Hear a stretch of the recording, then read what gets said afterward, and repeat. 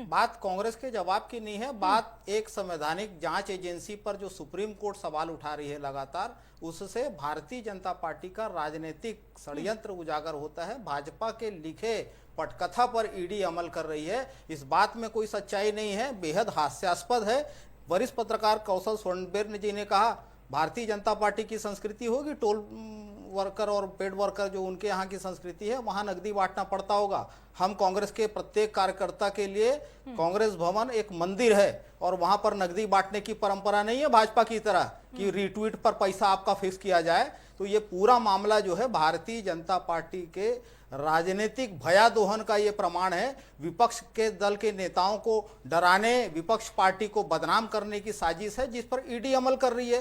लगातार देखिए इस प्रकार के मामले पहले भी सामने आए। सुप्रीम कोर्ट ने 5 मई 2025 को इसी मामले में सुनवाई करते हुए ईडी से को फटकार लगाते हुए कहा था कि कितने समय तक आपकी कार्रवाई चलती रहेगी। लगभग 5 से 6 साल हो गए, अभी तक जांच जारी है, अनिश्चित काल तक ये फाइल खुला रखेंगे और जब जिसको जैसा चाहे स्क्रिप्ट लिख के उसको जेल में डालेंगे और डर दिखाएंगे गिरफ्तारी का और पैसा वसूली करके। अभी हाल ही में मैं आपको बताता हूं, संविधान में हमारे साक्षी जी ये प्रावधान है कि एक ही मामले में एक ही व्यक्ति को एक से अधिक बार अभियोजित नहीं किया जा सकता। उसी मामले में ईओडब्ल्यू जांच कर रही है, उसी मामले में एसीबी जांच कर रही है, उसी मामले में ईडी जांच कर रही है। और आबकारी विभाग के जिन 29 अधिकारी कर्मचारियों को आरोपी बनाया, बाकायदा एफआईआर में जिनका नाम है, उनमें से 10 लोगों को सुप्रीम कोर्ट में अग्रिम जमानत मिल जाती है। ऐसा आपने देखा है क्या? मतलब ये सरकार उनके जमानत का विरोध भी नहीं करती।